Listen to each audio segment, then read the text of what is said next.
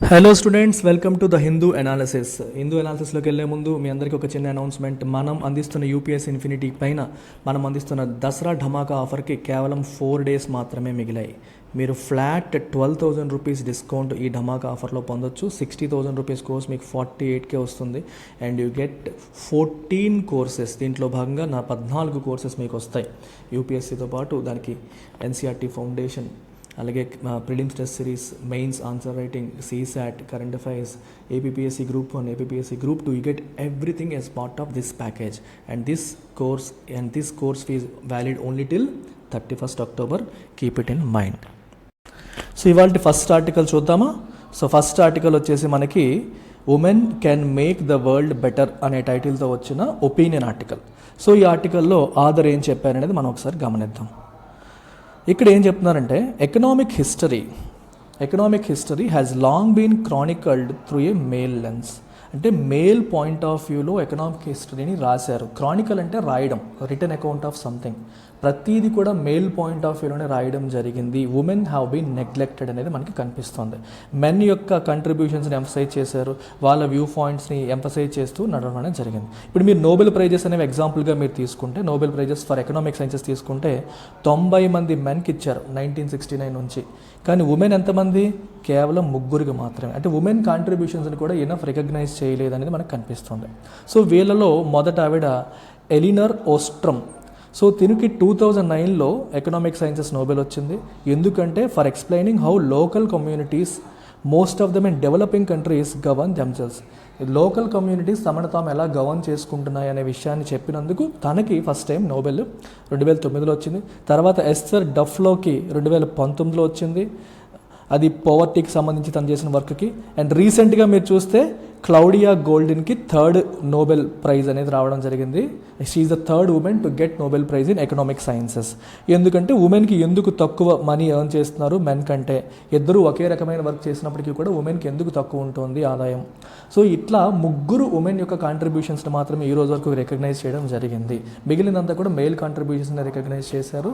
ఉమెన్కి ఇవ్వాల్సిన విలువ ఇవ్వలేదనేది మనకి ప్రధానంగా ఆథర్ చెప్తున్న పాయింట్. అయితే ఆథర్ ఇంకా ఏం చెప్తాను, ఇంకా చాలా విషయాలు దీంట్లో డిస్కస్ చేశారు. ఏంటంటే చూడండి, అసలు ఎకనామిక్ సైన్స్ యొక్క ఫోకస్ ఏంటి? You have to study systems for producing economically valuable goods and services efficiently. Goods and సర్వీసెస్ని ఎఫిషియెంట్గా ప్రొడ్యూస్ చేసే సిస్టమ్స్ని స్టడీ చేయడమే ఎకనామిక్ సైన్సెస్ యొక్క ఫోకస్. అయితే ఇక్కడ మనకి విషయం ఏంటి అంటే, మన ఈ క్లౌడియా గోల్డిన్కి అవార్డు ఇచ్చారు. ఎందుకు ఇచ్చారు? She has explained why women earn less money than men even when they do the same work. ఇద్దరూ ఒకే రకమైన పని చేసినప్పటికీ ఉమెన్కి తక్కువ ఆదాయం అనేది వస్తుంది. ఎందుకు అట్లా వస్తుంది అనేది, తన ఆదాయం ఎందుకు తక్కువ ఉంటుంది అనేది క్లౌడియా గోల్డిన్ ఎక్స్ప్లెయిన్ చేశారు. మీరు ఒకసారి గమనిస్తే ఉమెన్ యొక్క వర్క్ ఏదైతే ఉందో, ఫ్యామిలీ కోసం చేసే వర్క్ ఏదైతే ఉందో, it contributes to the well being of humans in society. మనకి సరైన ఫుడ్ పెడతారు, మన హెల్త్ గురించి పట్టించుకుంటారు, అన్నీ చేస్తారు. కానీ ఫ్యామిలీలో మన కోసం ఉమెన్ చేసే వర్క్ ఏదైతే ఉందో దానికి వాల్యూ ఇస్తున్నామా? దానికి కౌంట్ చేస్తున్నామా? Even it is not even counted in GDP calculations. ఈరోజు ఒక హస్బెండ్ వైఫ్ తీసుకుంటే ఏం చేస్తున్నారంటే, ఆయన పొలం పనికి వెళ్తాడు, లేకపోతే ఆయన ఉద్యోగం చేస్తున్నాడు అని చెప్తాం. తినేం చేస్తాను, తినేం చెయ్యదు అంటారు. మీరు అడగగానే నేనేం చేయట్లేదండి అనేస్తారు.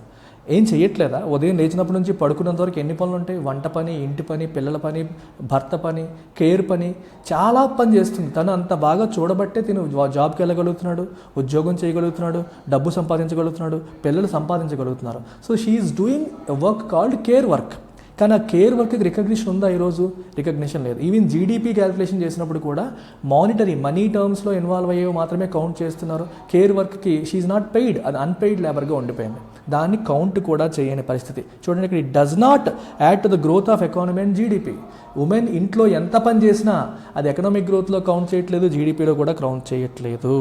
అండ్ తన రీసెర్చ్ మనకి ఏం చెప్తుందంటే, women who also attend to the caring work required for families at home are considered less valuable in economic enterprises. ఎందుకు ఉమెన్ని తక్కువగా ఎందుకు చూస్తున్నారు? Because they cannot commit to continuously working full time for their employees which men can.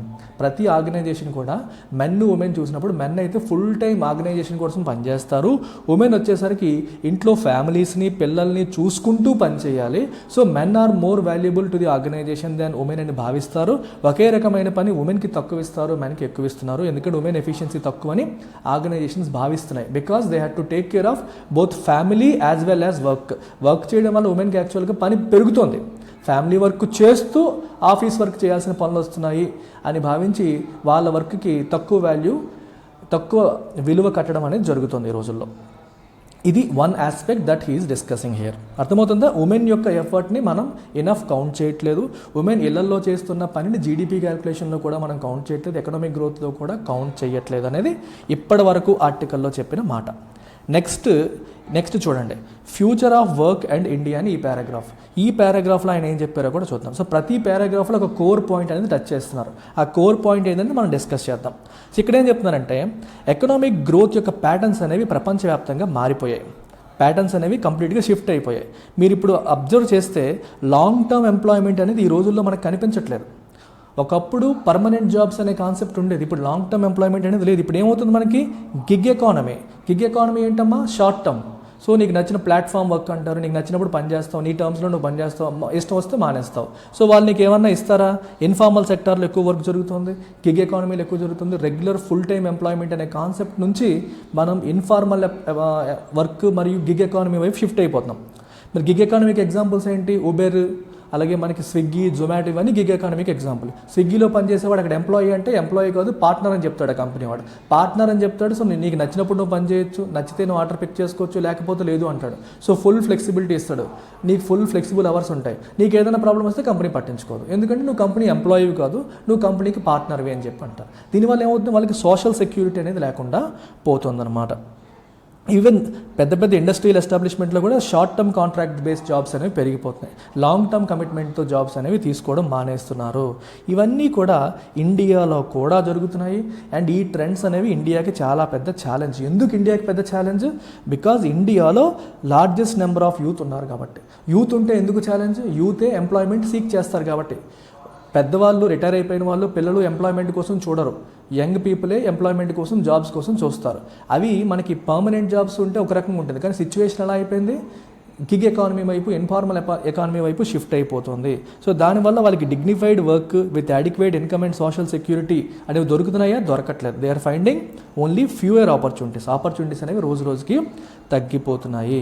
మన Indian economy fastest growing అయినప్పటికీ కూడా Indian యూత్కి సరైన ఉద్యోగాలు అనేవి లభించట్లేదు, అది కూడా పర్మనెంట్ డిగ్నిఫైడ్ వర్క్ అనేది దొరకట్లేదు అనేది ఈ పర్టికులర్ పారాగ్రాఫ్లో చెప్పడం జరిగింది. The future of work and ఇండియాలో అది చెప్పడం జరిగింది. నెక్స్ట్ ఇంకా మీరు తీసుకుంటే హ్యూమన్ డెవలప్మెంట్లో ఇండియా ర్యాంక్ చెప్తున్నారు. 191 కంట్రీస్లో ఇండియా ర్యాంక్ 132.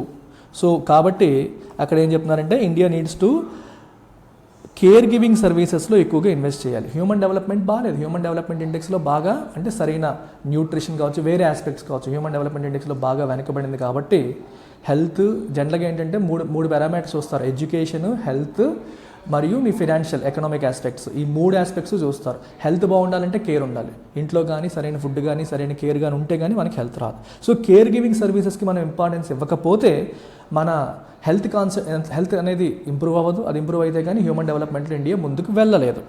అన్ఫార్చునేట్లీ ఇండియాలో పరిస్థితి ఏంటి, care giving work is not valued in money economy. మన మనీ ఎకానమీ అంటే మన ఎకానమీ అంతా మనీ బేస్డ్, అంటే transaction based. If you do something దానికి మనీ రావాలి, if you are doing something దానికి నువ్వు ఎంత తీసుకుంటున్నావు అనేది ఉంటుంది. అట్లాంటి వాటినే కౌంట్ చేస్తారు జీడిపిలో ఏం కౌంట్ చేస్తారమ్మా? The total amount of goods and services, అంతేనా, ప్రొడ్యూస్డ్ ఇన్ అన్ ఎకానమీ. ఒక సంవత్సరంలో total amount, market value of, ఈ మార్కెట్ వాల్యూ అనే పదం important, market value of total amount of goods and services produced in an economy అంటారు. Market value అనే పదం important.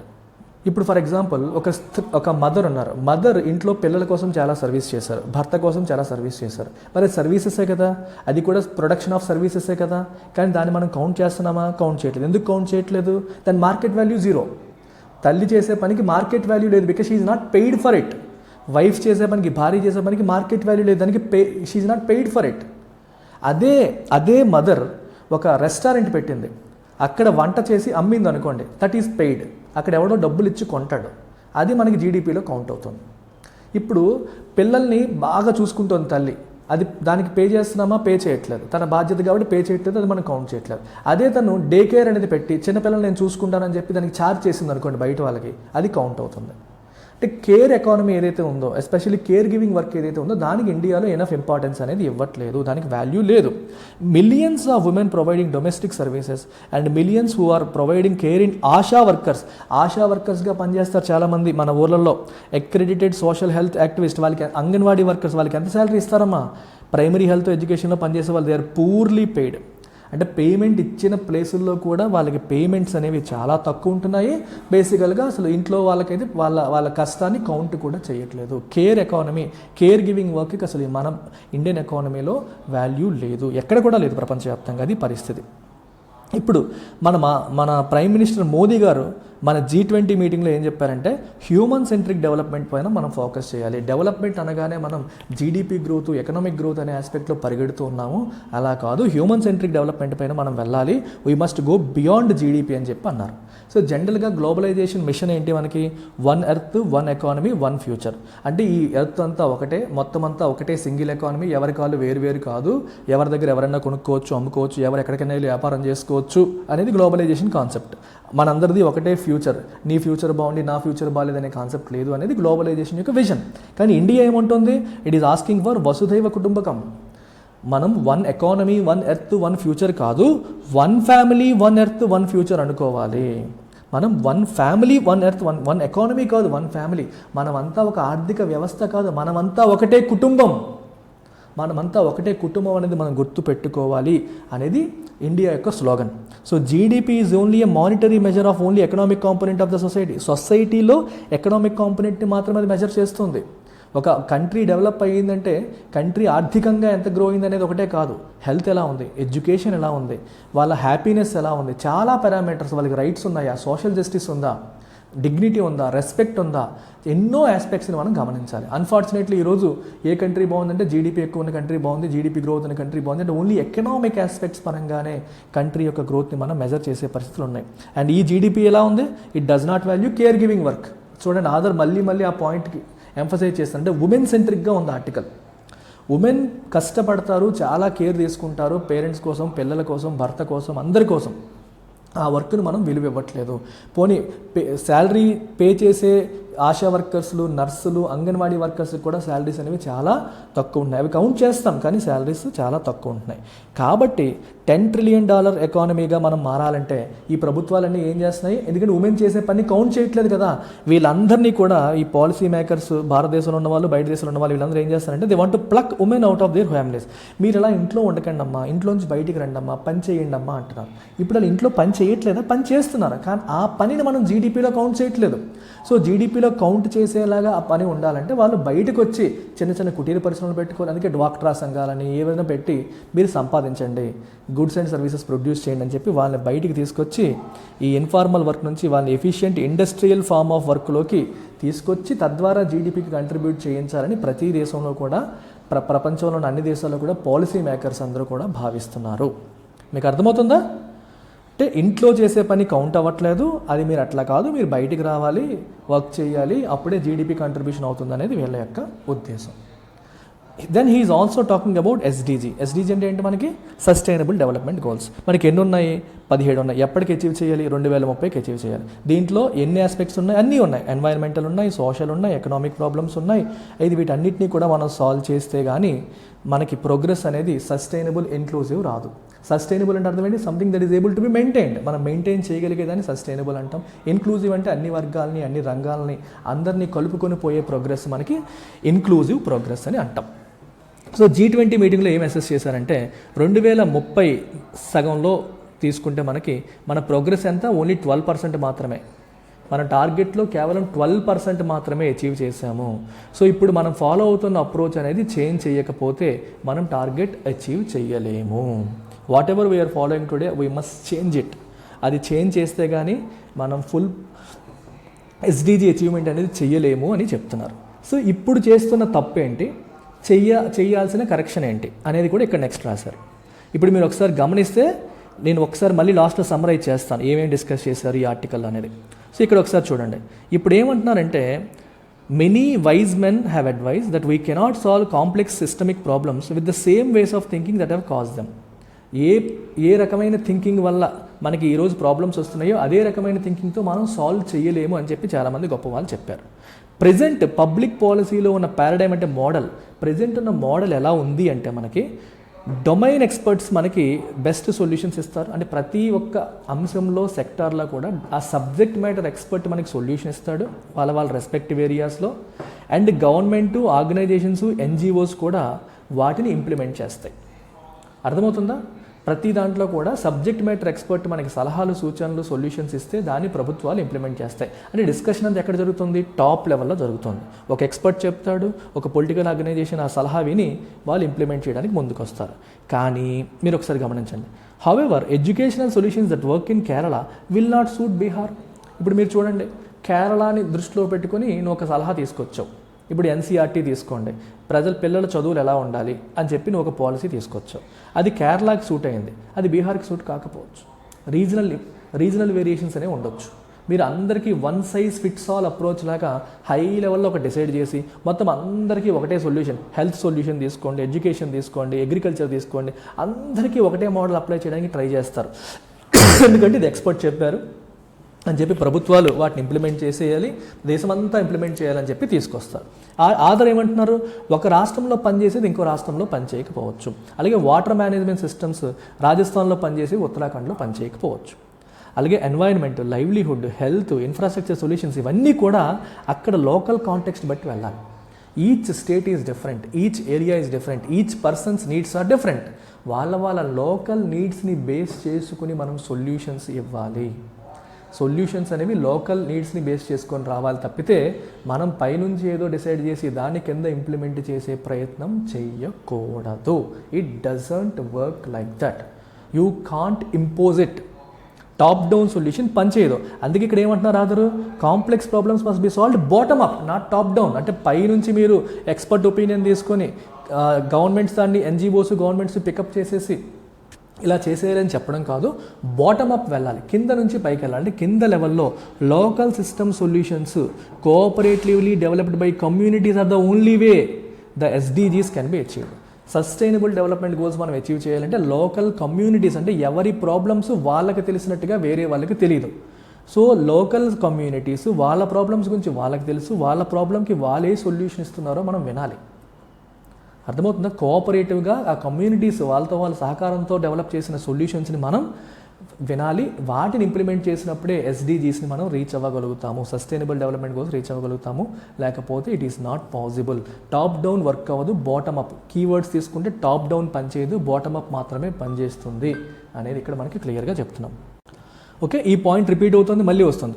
Value the work of caring. ఇప్పుడు కూడా మాట్లాడుకున్నాం, కేర్ వర్క్ని మనం గుర్తించాలి, దానికి విలువ ఇవ్వాలి.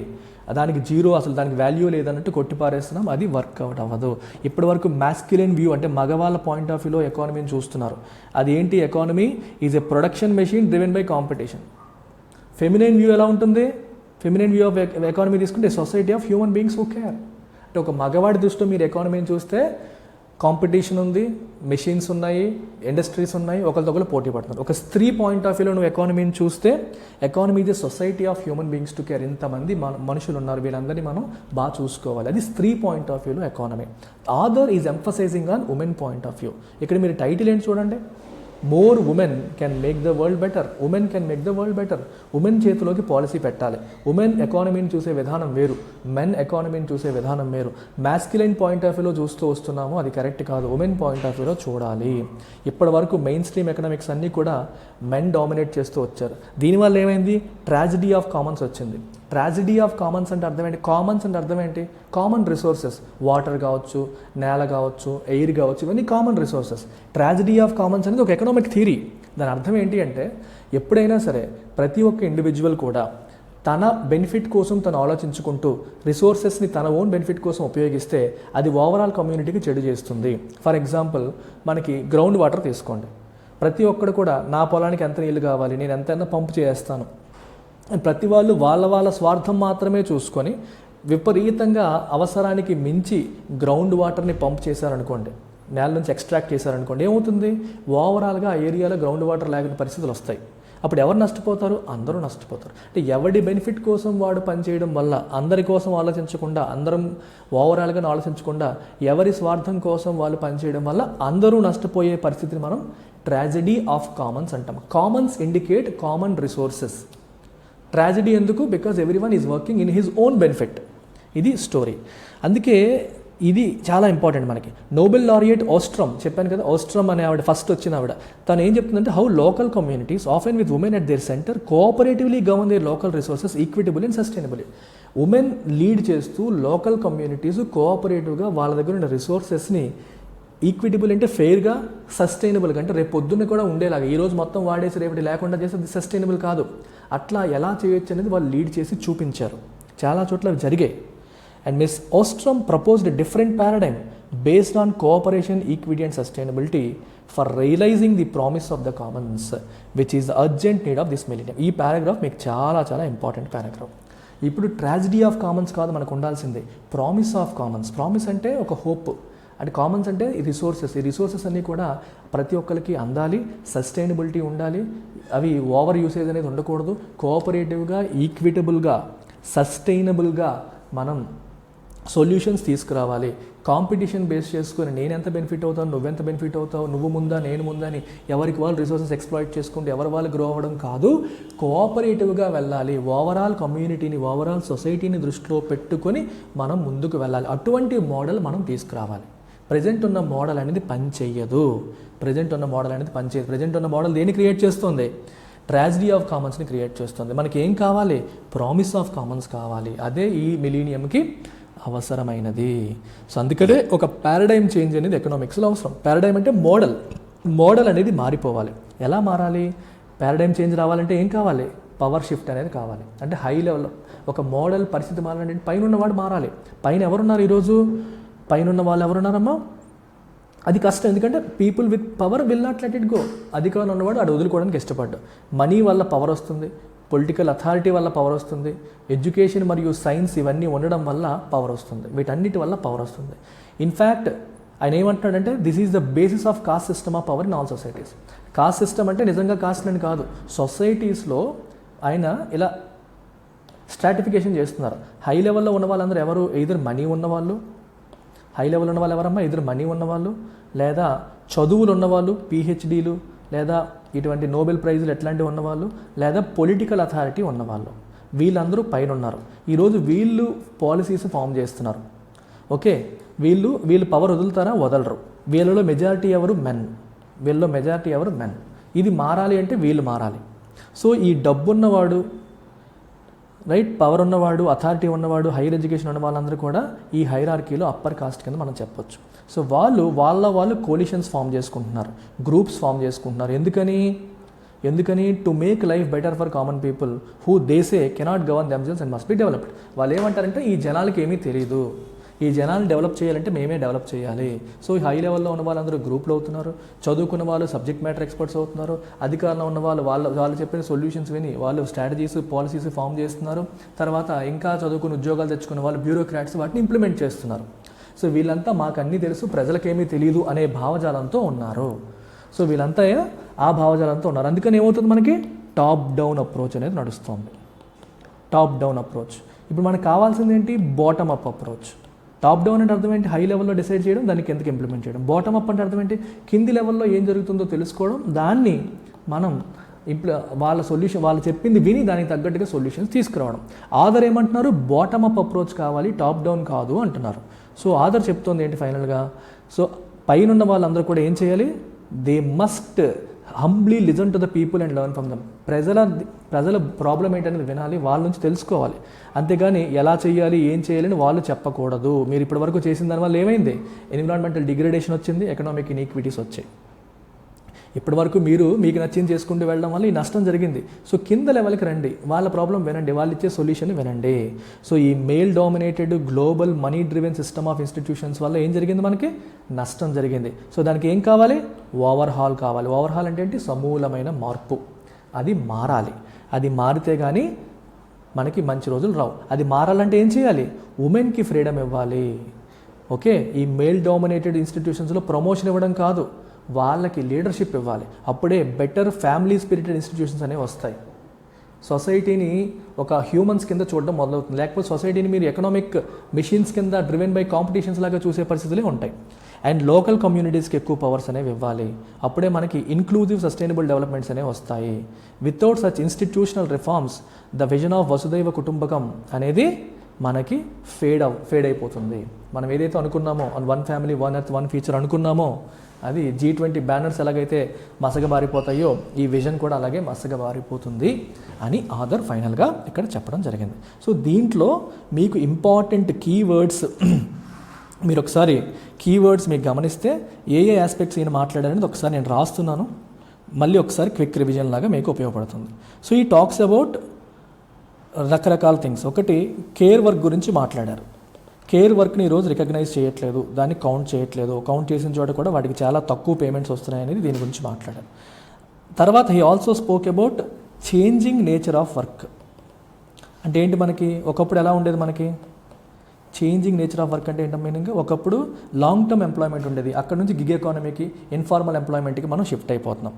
He also spoke about SDGs, sustainable development goals గురించి మాట్లాడారు. వాటిని అచీవ్ చేయాలంటే కమ్యూనిటీ బేస్డ్ సొల్యూషన్స్ అనేవి కావాలి. Community based solutions, local community based solutions అనేవి కావాలనే విషయాన్ని ఈయన టచ్ చేశారు. And he also spoke about paradigm shift in economics. ఎకనామిక్స్లో పారాడైమ్ షిఫ్ట్ అనేది కావాలి. పారాడైమ్ అంటే ఏంటి, మోడల్, ప్యాటర్న్.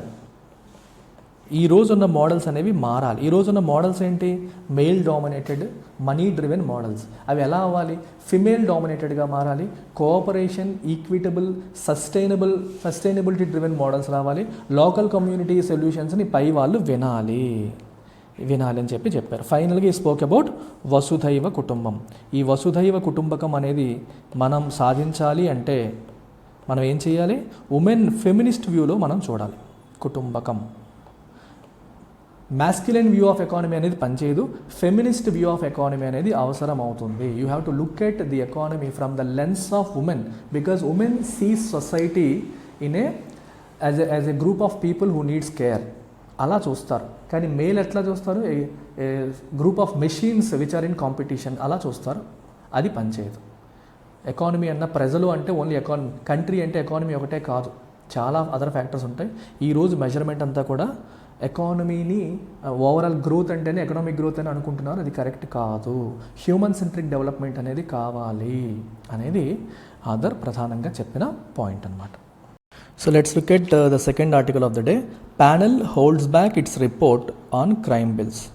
క్రైమ్ బిల్స్ పైన తన రిపోర్ట్ని ప్యానెల్ ఈజ్ హోల్డింగ్ బ్యాక్. అసలు ఈ క్రైమ్ బిల్స్ ఏంటి, వీటి కథ ఏంటి, ఏ ప్యానెల్ హోల్డ్ బ్యాక్ చేస్తుంది, ఏంటి స్టోరీ అనేది ఒకసారి మనం చూసేద్దాము. సో ఒకసారి మీరు గమనిస్తే ఈ ఆర్టికల్ మనకి GS పేపర్ 2 కిందకి మనకు వస్తుంది, పాలిటీ కిందకి వస్తుంది.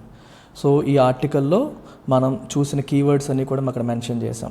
అసలు న్యూస్ ఏంటి, న్యూస్లోకి ఏమొచ్చింది మీరు గమనించండి.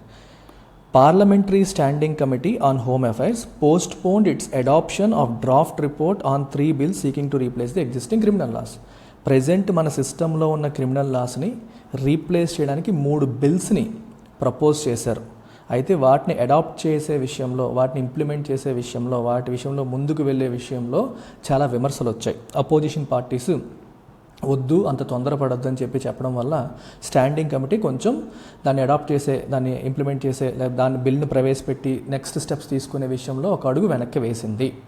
అసలు ఇక్కడ ఏం రాశారు, మనకి ఎగ్జిస్టింగ్ క్రిమినల్ లాస్ని రీప్లేస్ చేయడానికి అని చెప్పారు. ఏ క్రిమినల్ లాస్ని రీప్లేస్ చేయడం కోసం వేటిని తీసుకొచ్చారు. ప్రజెంట్ మన సిస్టంలో ఆల్రెడీ ఉన్న IPC, Indian penal code, CRPC, criminal procedure code of criminal procedure, అలాగే ఇండియన్ ఎవిడెన్స్ యాక్ట్, ఈ 3 చట్టాలని రీప్లేస్ చేయాలి అని, అంటే క్రిమినల్ లా సిస్టంలో రిఫార్మ్స్ తీసుకురావాలి అనే ఉద్దేశంతో ఒక కమిటీని ఏర్పాటు చేశారు. కమిటీ ఒక రిపోర్ట్ సబ్మిట్ చేసింది. ఆ రిపోర్ట్ని ఆధారంగా చేసుకొని 3 బిల్లులు ప్రవేశపెట్టాలనుకున్నారు. దాని విషయంలో కొన్ని విమర్శలు వచ్చాయి, అందుకని వెనక్కి తగ్గారు. అయితే ఇక్కడ మీరు తెలుసుకోవాల్సిన విషయాలు ఏంటి అంటే, IPC, CRPC 2 చాలా ఇంట్రెస్టింగ్ లాస్ ఇవి.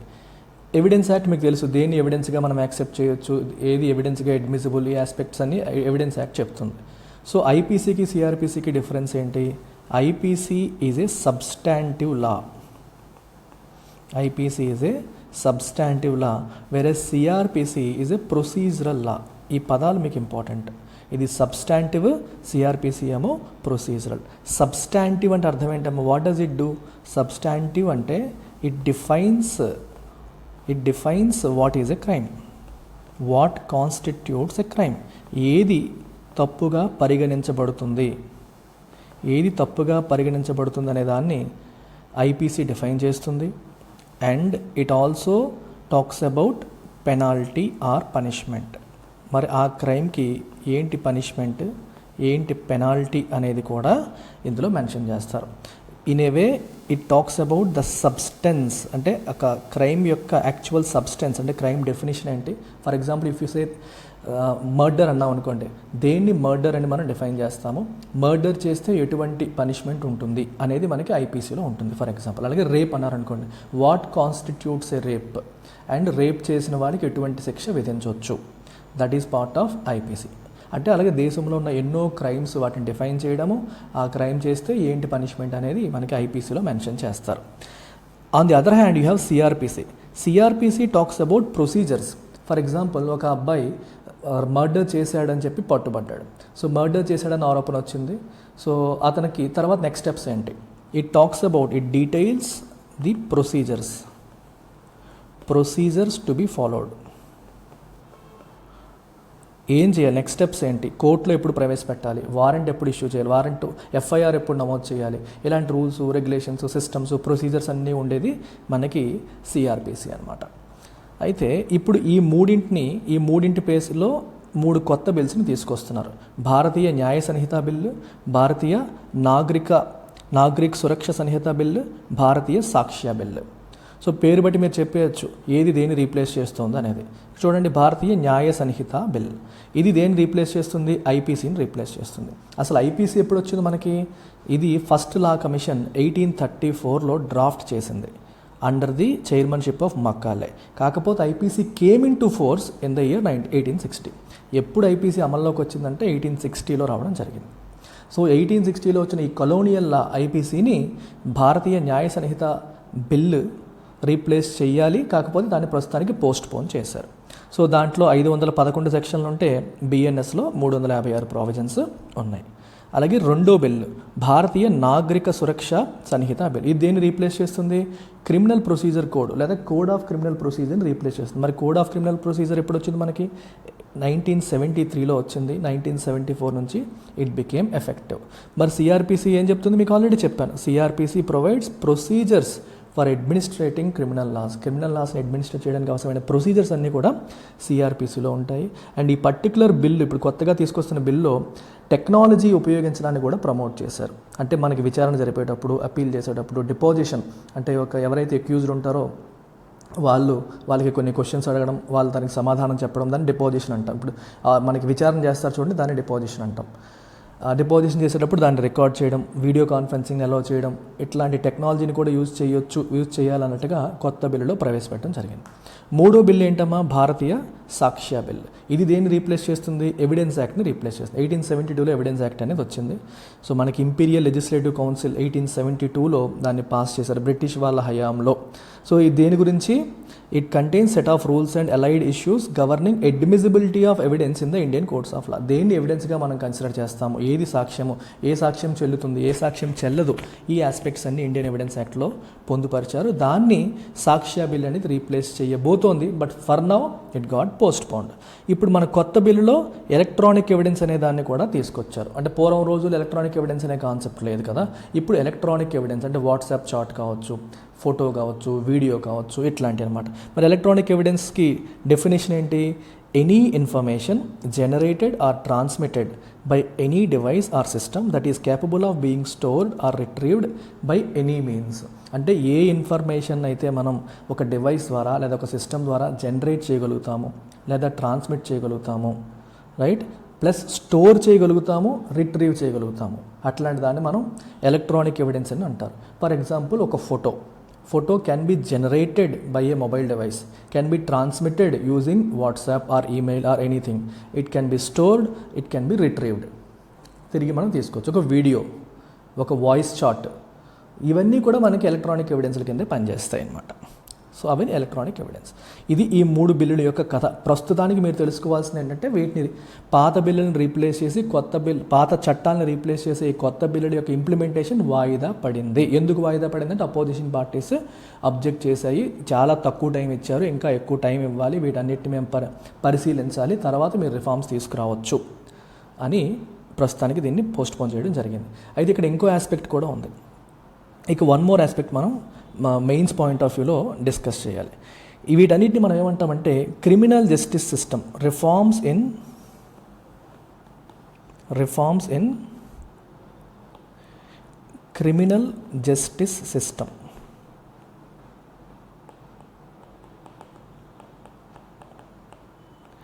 అయితే ఇప్పటి వరకు మనం మాట్లాడుతున్నవి ఎటువంటి లాస్? ఐపీసీ, సిఆర్పిసి, ఐఈఏ, వీటి మీద. వీటిని ఏమంటాము? జనరల్ లాస్ అంటాం. అంటే దేశం మొత్తానికి అన్నింటికీ అవసరమైన ఒక సింగిల్ లా. ఇట్లా కాకుండా మనకి స్పెసిఫిక్ అండ్ లోకల్ లాస్ ఉంటాయి.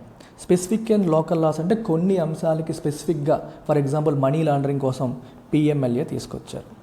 అలాగే అన్లాఫుల్ యాక్టివిటీస్ ప్రివెన్షన్ యాక్ట్, ఇట్లాంటి వాటిని we call them specific and local loss. ఈ స్పెసిఫిక్ అండ్ లోకల్ లాస్ని ఈ రిఫార్మ్స్ పరిధిలో పెట్టలేదు. రిఫార్మ్స్ అనేవి ఈ జనరల్ లాస్కి మాత్రమే రిఫార్మ్స్ చేస్తున్నారు, స్పెసిఫిక్ లాస్ని రిఫార్మ్ చేయట్లేదు. మీకు అర్థమవుతుందా? అంటే పూర్వం నుంచి ఉన్న జనరల్ లా అంటే ఏంటి? అన్నింటికి కలిపి ఉన్నది జనరల్ లా. స్పెసిఫిక్ లా అంటే ఒక పర్టికులర్ టైప్ ఆఫ్ నేరానికి సంబంధించి ఒక సెపరేట్గా చట్టం చేసామనుకోండి. ఫర్ ఎగ్జాంపుల్ పిఎంఎల్ఏ చూడండి. పిఎంఎల్ఏ ఏంటి? Prevention of money laundering act. Money laundering కోసం మాత్రమే ఒక చట్టం తయారు చేశారు. అలాగే అన్లాఫుల్ యాక్టివిటీస్ ప్రివెన్షన్ యాక్ట్, దీనికోసం సెపరేట్గా ఒక చట్టాన్ని తయారు చేశారు. ఇవి స్పెసిఫిక్ అండ్ లోకల్ లాస్ అంటాం. ఈ స్పెసిఫిక్ అండ్ లోకల్ లాస్లో కూడా కొన్ని ఇష్యూస్ ఉన్నాయి. వాటిని రిఫార్మ్ చేసే కార్యక్రమం ప్రభుత్వం టేకప్ చేయట్లేదు. ఓన్లీ జనరల్ లాస్ని మాత్రమే రిఫార్మ్ చేస్తుంది అనేది ఒక క్రిటిసిజం, ఒక పర్టికులర్ క్రిటిసిజం అనమాట ఈ అంశంలో. అయితే ఇక్కడ పిఎంఎల్ఏ, యూఏపీఏలో తీసుకుంటే ఇందాక సబ్స్టాంటివా ప్రొసీజరల్ అనేది అక్కడ సబ్స్టాంటివ్ ప్లస్ ప్రొసీజరల్ రెండు దాంట్లోనే ఉంటాయి. ఇందాక జనరల్ లాలో తీసుకుంటే ఐపీసీ సబ్స్టాంటివ్, సిఆర్పిసి ప్రొసీజరల్. కానీ ఈ స్పెషల్ అండ్ లోకల్ లాస్లో పిఎంఎల్ఏలోనే ప్రొసీజర్స్ ఉంటాయి, పిఎంఎల్ఏలోనే డెఫినిషన్స్ కూడా ఉంటాయి. సో సబ్స్టెన్స్ ప్లస్ ప్రొసీజర్స్ రెండు కలిపి దాంట్లోనే ఉంటాయి. ఈ డిఫరెన్స్ మీరు గుర్తుపెట్టుకోండి. సో ఈ కీవర్డ్స్ అనేవి మనకి చాలా important. Dark pattern sales by airlines, online agents deemed cyber crime. Dark pattern sales అనేవి మీరు ఒకవేళ చేస్తే, వాటిని సైబర్ క్రైమ్గా రికార్డ్ చేయబోతున్నాము, కన్సిడర్ చేయబోతున్నాము అని చెప్పేసి ఇప్పుడు రాశారు. ఎవరు అంటున్నారు?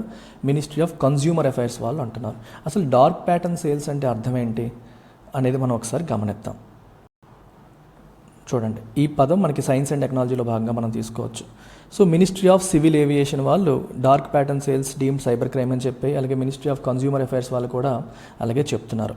సో దేన్ని ఉద్దేశించి అంటున్నారు? What is a dark pattern? Dark ప్యాటర్న్కి ఇంకో పేరు మనకి డిసెప్టివ్ ప్యాటర్న్ అని కూడా అంటాం. ఏంటి డార్క్ ప్యాటర్న్, డిసెప్టివ్ ప్యాటర్న్ అంటే కొన్ని వెబ్సైట్స్ కావచ్చు, కొన్ని యాప్స్ కావచ్చు, కొన్ని రకాల స్ట్రాటజీస్ని ఫాలో అవుతాయి. ఏంటి ఆ స్ట్రాటజీస్ అంటే మనకి ఇష్టం లేని పని, మనం అనుకోని పని కూడా మనతో చేయించే స్ట్రాటజీస్. ఇప్పుడు నువ్వు ఒక వస్తువు కొనాలని అనుకోవట్లేదు, కానీ వాళ్ళు నీతో కొనిపించేలా చేస్తారు. మీకు బెస్ట్ ఎగ్జాంపుల్ ఇక్కడ చెప్పాలంటే, నువ్వు ఒక ఎయిర్లైన్కి ఫ్లైట్ టికెట్ బుక్ చేస్తున్నావు. ఫ్లైట్ టికెట్ బుక్ చేస్తున్నప్పుడు స్టార్టింగ్లో అంతా నార్మల్గానే ఉంటుంది. నువ్వు ఫ్లైట్ టికెట్, నీ credit card details, debit card details అన్నీ ఎంటర్ చేసి నెక్స్ట్ స్టెప్కి వెళ్ళి, పాసెంజర్ డీటెయిల్స్ అన్నీ ఎంటర్ చేసి నెక్స్ట్ స్టెప్కి వెళ్ళాక బుకింగ్ చేస్తున్న టైంలో సీట్ ఎంచుకోమని చెప్తారు. ఆ సీట్ నువ్వు సెలెక్ట్ చేస్తే దానికి మళ్ళీ ఛార్జీలు వేస్తారు. అర్థమవుతుంది? మీరు ఎప్పుడైనా ఫ్లైట్ టికెట్ బుక్ చేస్తే బుకింగ్ వరకు ముందంతా తెలీదు, ముందు చెప్పరు. పేర్లు పెట్టేటప్పుడే మన ప్యాసింజర్ డీటెయిల్స్ ఎంటర్ చేసినప్పుడు ఏమీ రాయరు. డీటెయిల్స్ ఎంటర్ చేసి పేమెంట్ వరకు వెళ్ళేటప్పుడు మధ్యలో సెలెక్ట్ యువర్ సీట్ అని చెప్పడం, విండో సీట్ అయితే ఈ ప్రైస్, ఈ సీట్ అయితే ఈ ప్రైస్, అదేదో ముందే చెప్పొచ్చుగా. అది మనకి ముందులో మన మైండ్లో మన బడ్జెట్ వేసుకుని కూడా అది పడదు, అక్కడ మాత్రం అది వేస్తూ ఉంటారు. ఇట్లాంటివి డిసెప్టివ్ స్ట్రాటజీస్ అనమాట. అలాగే మీరు చూడండి, ఫాల్స్ అర్జెన్సీ క్రియేట్ చేయడం, ఫోర్స్డ్ యాక్షన్స్, హిడెన్ కాస్ట్ అంటే కొన్ని యొక్క ప్రైసులు లాస్ట్ మినిట్ వరకు చెప్పకపోవడం. ఎయిర్లైన్లోనే మీరు తీసుకుంటే ఫ్లైట్ లాస్ట్ స్టేజ్లో కన్వీనియన్స్ ఫీజు యాడ్ చేస్తాడు. కన్వీనియన్స్ ఫీజు అని స్టార్టింగ్లో యాడ్ చేయడు, లాస్ట్ ఫేజ్లో పర్ హెడ్ 300 రూపీస్ అంతే యాడ్ చేస్తాడు. నువ్వు ఫస్ట్ ప్రైస్ ఎంత ఉందో చూసినప్పుడు అది కనపడదు, పేమెంట్ చేసే క్షణంలో కనపడుతుంది. అంత దూరం వెళ్ళి అప్పుడు పేమెంట్ చేసే టైంలో convenience fees per head 500 200 add చేస్తాడు. అప్పుడు వెనక్కి వెళ్ళలేము, ముందుకు వెళ్ళలేము. ఆ ఇన్ఫర్మేషన్ ముందే ఇచ్చి ఉండాలి కదా, ఇవ్వరు. అది హిడెన్ కాస్ట్ అంటాం, ముందు నుంచి ఇన్ఫర్మేషన్ ఇవ్వకపోవడం. ఇట్లాంటివన్నీ కూడా మనకి డార్క్ ప్యాటర్న్స్. ఏంటంటే ట్రాన్స్పరెన్సీ క్రియేట్ చేయకుండా కొన్ని ఇలాంటి టాక్టిక్స్తో వాళ్ళకి ఇష్టం లేనిది కూడా వాళ్ళతో కొనిపించే కార్యక్రమాలు చేయడం. ఫర్ ఎగ్జాంపుల్ చూస్తే ఫాల్స్ అర్జెన్సీ, ఒక సెన్స్ ఆఫ్ అర్జెన్సీ క్రియేట్ చేయడం, ఈ రోజు లేకపోతే నీకు ఇంకా ఉండదు అన్నట్టు భయపెట్టడం, ఇది ఒక ఐడియా. బాస్కెట్ స్నీకింగ్ అంటే అర్థం ఏంటంటే యూజర్ కన్సెంట్ లేకుండా వాళ్ళు ఏదో పర్చేస్ చేస్తున్నారు, అమెజాన్లోనో ఫ్లిప్కార్ట్లోనో పర్చేస్ చేస్తున్నారు అనుకోండి. పర్చేస్ చేసేటప్పుడు వాళ్ళ ప్రమేయం లేకుండా వాళ్ళ బాస్కెట్లోకి ఏదో ఒక ఐటమ్ యాడ్ చేసేయడం. బాస్కెట్ అంటే తెలుసు కదా, ఒక్కొక్కటి మనం యాడ్ చేస్తాం, యాడ్ టు కార్ట్ అని వస్తుంటుంది, యాడ్ చేసుకుంటూ వెళ్ళిపోవడం. బెయిట్ అండ్ స్విచ్ అంటే అర్థం ఏంటి? Which involves advertising one product and delivering another. అంటే నువ్వు ఒకటి అడ్వర్టైజ్ చేస్తావు, అది అనుకుని నువ్వు కొంటే వేరే ప్రోడక్ట్ డెలివర్ చేస్తారు. అంటే ఒకటి చూపించి ఎరేస్తారు, తర్వాత ప్రొడక్ట్ మార్చేయడం, స్విచ్ చేయడం అనమాట. అలాగే hiding additional cost until the consumers are already committed to buy. ఇందాక చెప్పాను, ఫ్లైట్ టికెట్ కొనేటప్పుడు లాస్ట్ మూమెంట్ వరకు ఆ కన్వీనియన్స్ ఫీజ్ అనేది రాకపోవడం, లాస్ట్ కమిట్ చేసాడు పే చేస్తాడనే టైంలో అప్పుడు హైడెన్ కాస్ట్ బయటపడి, వీడు ఆల్రెడీ కమిట్ అయిపోయాడు కాబట్టి ఈ విల్ గో అహెడ్. ఇప్పుడు మీకు ఒక ఎగ్జాంపుల్, ఎల్టెక్స్ క్లాసెస్లో నేను 48,000 ఫీజు అని చెప్పాను ఇప్పుడు యూపీఎస్సీ ఇన్ఫినిట్. మీరు ఫీజు కట్టే టైంలో జీఎస్టీ ఎక్స్ట్రా అన్నాను అనుకోండి, అప్పుడు మీకు ఎలా ఉంటుంది? అది ముందే చెప్పాలి కదా అంటారు. ఐడియల్గా నేను జీఎస్టీతో కలిపి 48,000 ఇంక్లూడింగ్ జీఎస్టీ 48, అలా చెప్పకుండా ఎక్కడా చూపించకుండా 48 అని మీ మైండ్లో పెట్టి లాస్ట్ మినిట్లో when you're about to pay plus GST అండి మర్చిపోయామండి 18% కలపండి అన్నాను అనుకోండి, మీకు నొప్పి వస్తుందిగా. అదనమాట హిడెన్ కాస్ట్ లాస్ట్ వరకు దాచు. మనం ఏం చేస్తామంటే జీఎస్టీతో కలిపే మీరు ఇచ్చిన 48లో నేను జీఎస్టీ నేను గవర్నమెంట్కి కట్టుకుంటున్నాను, జీఎస్టీతో ఇంక్లూడింగ్ జీఎస్టీ ఆ ఫీజు అనమాట. అట్లా మనం చేస్తున్నాం. సో దీనికి ఎగ్జాంపుల్స్ మీరు తీసుకుంటే యాపిల్, అమెజాన్ వీళ్ళందరూ కూడా, ఇట్లాంటి వాళ్ళందరూ కూడా ఈ డార్క్ ప్యాటర్న్ సేల్స్ చేస్తూనే ఉన్నారు. సో మీరు ఇప్పుడు అమెజాన్ ప్రైమ్ వాడు క్యాన్సిల్ చేయాలంటే ఒక లాంగ్ ప్రాసెస్ పెట్టాడు. యూట్యూబ్ యూజర్స్ అందరికీ కూడా యూట్యూబ్ ప్రీమియం సైన్అప్ చేసుకోండి అదే పనిగా నోటిఫికేషన్స్ వస్తూ ఉంటాయి. సో ఇవన్నీ కూడా మనకి డార్క్ ప్యాటర్న్కి ఎగ్జాంపుల్స్ కింద తీసుకోవచ్చు. ఇట్లాంటి వాటన్నిటిని మేము ఇప్పుడు సైబర్ క్రైమ్గా ట్రీట్ చేస్తామని చెప్తున్నారు. అట్లా మీరు ఏదైనా చేస్తే it is equivalent to cyber crime అని చెప్తున్నారు. అందుకని న్యూస్లోకి వచ్చింది. సో నెక్స్ట్ ఆర్టికల్ మన ఖతార్కి సంబంధించింది. ఖతార్ కేసుకి సంబంధించిన ఆర్టికల్ మనం ఆల్రెడీ ఈరోజు ఎడిటోరియల్ వచ్చింది. ఇవాళ ఎడిటోరియల్లో డీటెయిల్డ్గా డిస్కస్ చేశాము. కాకపోతే ఇక్కడ ఉన్నది కాస్త కొంచెం నేను ఫాస్ట్గా చెప్పేస్తాను. సో ఏం జరిగిందంటే మనకి ఇండియన్ నేవీ ఆఫీషియల్స్ 8 మంది ఇండియన్ నేవీ ఆఫీషియల్స్ను ఖతార్లో డెత్ పెనాల్టీ వేశారు. సో దాని విషయంలో minister of external affairs deep షాక్ని ఎక్స్ప్రెస్ చేసింది. సో అందరూ ఏమంటున్నారంటే అన్ని ఎఫర్ట్స్ పెట్టి వాళ్ళు ఎలాగైనా సరే రప్పించాలి, వాళ్ళకి శిక్ష పడకుండా చూడాలని చెప్పి అందరూ అంటున్నారు. మరి ఈ క్రమంలో మనం ఒకసారి వెనక్కి వెళ్తే ఇండియా ఖతార్ రిలేషన్స్ ఒకసారి చూసుకుంటే మన ఈ 2 దేశాలకి ఫ్రెండ్లీ రిలేషన్స్ కొన్ని దశాబ్దాలుగా ఉన్నాయి. 2 దేశాల మధ్య బైలేటరల్ ట్రేడ్ ఉంది. వాళ్ళ నుంచి మనం ఈ లిక్విఫైడ్ న్యాచురల్ గ్యాస్ ఎల్పిజి లాంటివి మనం దిగుమతి చేసుకుంటూ ఉంటాం. మన నుంచి వాళ్ళు కన్స్ట్రక్షన్ మెటీరియల్స్, రా మెటీరియల్స్ ఫర్ కన్స్ట్రక్షన్, దాంతోపాటు మనం ఏమంటాము ఈ ఫ్రెష్ ఫుడ్ ఐటమ్స్ ఇట్లాంటివన్నీ వాళ్ళు మన దగ్గర కొనుక్కుంటూ ఉంటారు. ఇన్ఫ్యాక్ట్ మన న్యాచురల్ గ్యాస్ నీడ్స్లో మెజారిటీ అంతా కూడా ఇండియా నీడ్స్ అన్నీ కూడా మెజారిటీ ఖతార్ నుంచే మనకు వస్తాయి. డిఫెన్స్ విషయంలో తీసుకున్నా సరే we conduct a joint naval exercise, Zair Al Bahr అనే పేరుతో ఒక జాయింట్ నేవల్ ఎక్సర్సైజ్ కూడా మనం కండక్ట్ చేస్తూ ఉంటాము. సో ఈ 2 దేశాల నేవీలు కలిపి కండక్ట్ చేసే ఒక ఎక్సర్సైజ్ అనమాట. సో దీని మీనింగ్, ఈ పదానికి మీనింగ్ ఏంటి, ఇలాంటి పదాలు చూసినప్పుడు మీనింగ్ ఏంటి అనేది మనం చూసుకోవాలి. మీనింగ్ ఏంటి? Roar of the sea. Roar of the sea అనే పేరుతో ఈ జాయింట్ నేవల్ ఎక్సర్సైజ్ కూడా 2 దేశాలు ఎప్పటి నుంచో మనకి కంటిన్యూ చేస్తున్నాయి. అలాగే ఇండియన్ కమ్యూనిటీ మీరు తీసుకుంటే ఇది 700 మిలియన్ కాదు, 7 lakhs. 7 lakh ఇండియన్స్ ఎక్స్పాట్రియేట్స్ మనకి ఖతార్లో ఉన్నారు. భారతీయులు 7 లక్షల మంది భారతీయులు ఖతార్లో డిఫరెంట్ సెక్టార్స్లో పనిచేస్తున్నారు. సో 7 lakhs అది గుర్తుపెట్టుకోండి, డిఫరెంట్ సెక్టార్స్లో పనిచేస్తున్నారు. అండ్ ఇండియన్స్కి ఆబ్వియస్లీ ఖతార్లో మంచి రెస్పెక్ట్ కూడా ఉంది. And almost every local establishment, government, private different వాటిలో మన వాళ్ళు పనిచేస్తారు. కల్చరల్ ఎక్స్చేంజ్ తీసుకుంటే మన వాళ్ళు ఇండియన్ ఆర్టిస్టులు ఎక్కువగా ఖతార్ వెళ్ళి పర్ఫామ్ చేస్తూ ఉంటారు. And there is something called Indian cultural centre అనేది కూడా అక్కడ ఉంది. అయితే ఇప్పుడు సమస్య ఎక్కడ వస్తుందంటే మనకి రీసెంట్గా ఒక కాంట్రవర్సీ జరిగింది 2022లో.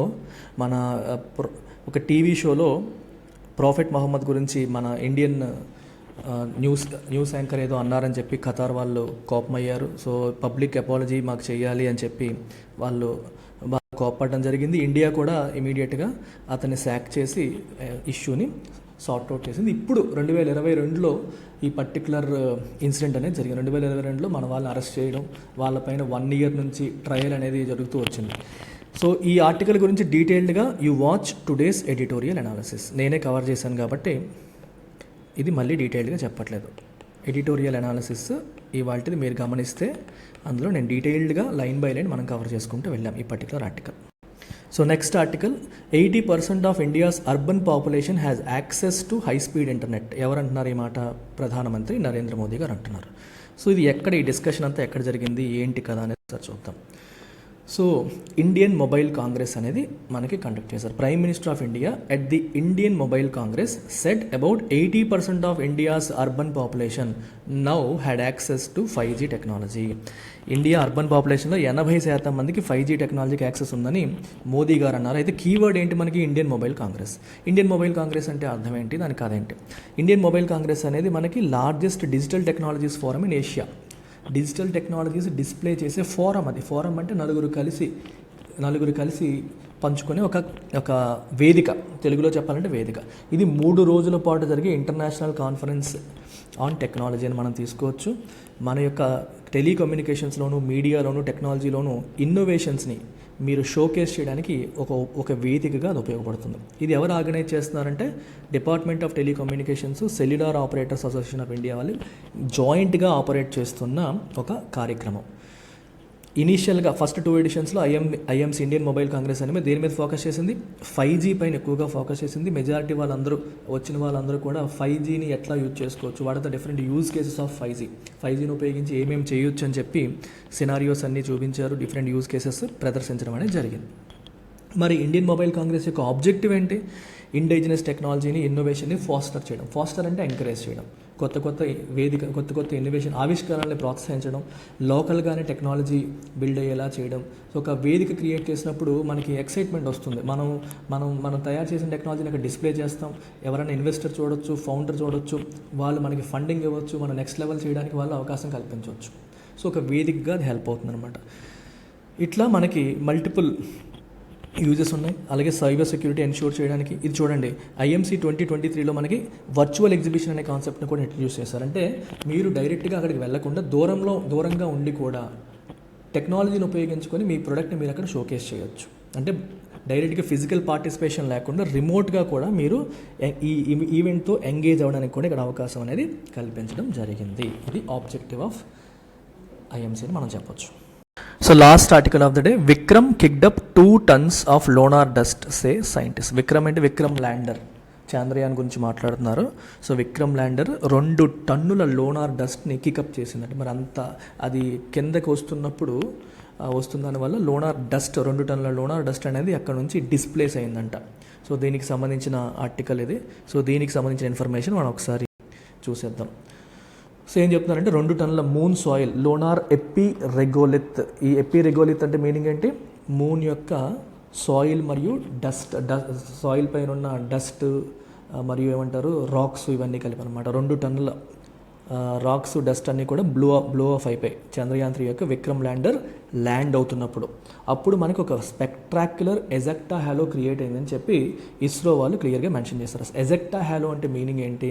ఇప్పుడు ఈ పర్టిక్యులర్ ల్యాండ్ అవుతున్నప్పుడు ఎక్కడైతే ల్యాండ్ అయిందో ఆ ప్లేస్లో ఒక చూడండి 108.4 square kilometers around the landing site, అంత ఏరియా ల్యాండింగ్ సైట్లో అంత స్క్వేర్ కిలోమీటర్స్ ఏరియాలో లోనార్ మెటీరియల్ అంతా ఏమైంది?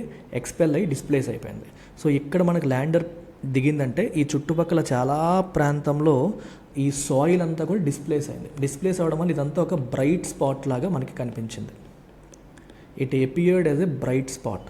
ఎందుకంటే మనకి ఇప్పుడు నేల పైన మనకి సాయిల్ ఉంటుంది కదా, ఆ సాయిల్ పైన ఉన్న డస్ట్, రాక్స్, ఈ రాక్ మెటీరియల్ అంతా కూడా డిస్ప్లేస్ అయింది. డిస్ప్లేస్ అవ్వడం వల్ల ఇక్కడ ఉన్నదాని బ్రైట్నెస్కి ఇక్కడ ఉన్న దాని బ్రైట్నెస్కి డిఫరెన్స్ ఉంది. ఎందుకంటే ల్యాండర్ ఎక్కడైతే దిగిందో దాని చుట్టుపక్కల 108.4 square kilometers ఏరియా అంతా కూడా డస్ట్ అంతా పైకి రావడం వల్ల all this spot appeared bright.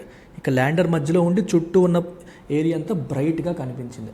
So బేసికల్గా మూన్కి హ్యాలో ఎఫెక్ట్ అంటారు. ఇప్పుడు మూన్ కొన్నిసార్లు ఎలా ఉంటుందంటే, ఇది మూన్ అనుకుంటే ఇట్లా ఒక రింగ్ లాగా కనిపిస్తూ ఉంటుంది కొన్ని సందర్భాల్లో. దీన్ని హ్యాలో ఆఫ్ ద మూన్ అంటాం. ఇది రింగ్ లాగా కనిపించేదని హ్యాలో ఎఫెక్ట్ అంటాం, హ్యాలో ఆఫ్ ద మూన్ అంటాం. సో సిమిలర్గా ఇక్కడ విక్రమ్ ల్యాండర్ మధ్యలో ఉంటే చుట్టూ ఒక బ్రైట్ స్పాట్ అనేది ఫామ్ అయింది బికాజ్ ఆఫ్ ఇట్స్ ల్యాండింగ్. దాన్నే వాళ్ళు ఏమని చెప్పారు, ఇజెక్టా హ్యాలో అనే పదంతో స్పెక్టాక్యులర్ ఎజెక్టా హ్యాలో అని చెప్పి ఇస్రో వాళ్ళు పిలవడం జరిగింది. మరి ఇస్రోకి ఎలా తెలిసింది? ల్యాండింగ్ అవ్వడానికి ముందు, ల్యాండింగ్ అయిన తర్వాత, pre landing, post landing images, panchromatic ఇమేజెస్ని వాళ్ళు అబ్జర్వ్ చేశారు. పాన్ క్రోమాటిక్ అంటే గ్రే స్కేల్, అంటే మనకి అన్ని కలర్స్ కనిపించవు, బ్లాక్ వైట్ వీటిలోనే కనిపించేది గ్రే స్కేల్ అనమాట. మల్టీ క్రోమాటిక్ అంటే అన్ని కలర్స్ కనిపిస్తాయి. సో ఈ గ్రే స్కేల్ ఇమేజ్ మనం అబ్జర్వ్ చేసినప్పుడు, ఇది ఎక్కడి నుంచి తీసారు ఈ ఫోటోలు? ఆర్బిటర్ యొక్క హై రిజల్యూషన్ కెమెరా నుంచి తీసిన ఫోటోలు ఇవి, ఓకేనా? వీటి నుంచి తీసిన ఫోటోలు మనం గమనిస్తే ఈ డిఫరెన్స్ అనేది కనిపించింది. ఇది అవ్వకముందు అయిన తర్వాత, అంటే మనకి ల్యాండ్ అవ్వడానికి ముందు ఇమేజ్, ల్యాండ్ అయిన తర్వాత ఇమేజ్ని చూస్తే డిఫరెన్స్ అనేది కనిపించింది. ఒక బ్రైట్ స్పాట్ అనేది అపియర్ అయ్యింది అనేది ఇస్రో వాళ్ళు చెప్పడం జరిగింది. అది మనకి న్యూస్లోకి వచ్చింది. ఈ పదాలు అనేవి మీకు అడిగే అవకాశం, ఎజెక్టా హ్యాలో అంటే ఏంటి న్యూస్లోకి వచ్చింది కాబట్టి ప్రిలిమ్స్లో దాన్ని బేస్ చేసుకొని క్వశ్చన్ ఏమన్నా వస్తే వచ్చే అవకాశం ఉంటుంది. సో మరొకసారి చెప్తున్నానమ్మా, ఈ బ్లాక్ బస్టర్ ఆఫర్ అనేది 31st వరకు మాత్రమే ఉంది. NCERT foundation, current affairs, answer writing, CSAT, prelims test series అన్నింటిపైన కూడా ఫ్లాట్ 50% ఆఫ్ సేల్ రన్ అవుతుంది. సో 10,000 రూపీస్ కోర్స్ మీకు కేవలం 5,000 రూపాయలకే లభిస్తుంది. So don't miss this opportunity. You can buy any of these at just flat 50% off 5,000 రూపీస్కే మీరు పొందొచ్చు. అన్నింటిపైన కూడా you get lifetime validity and 31st October వరకు మాత్రమే ఈ ఫీజు అనేది వ్యాలిడ్. Don't forget this.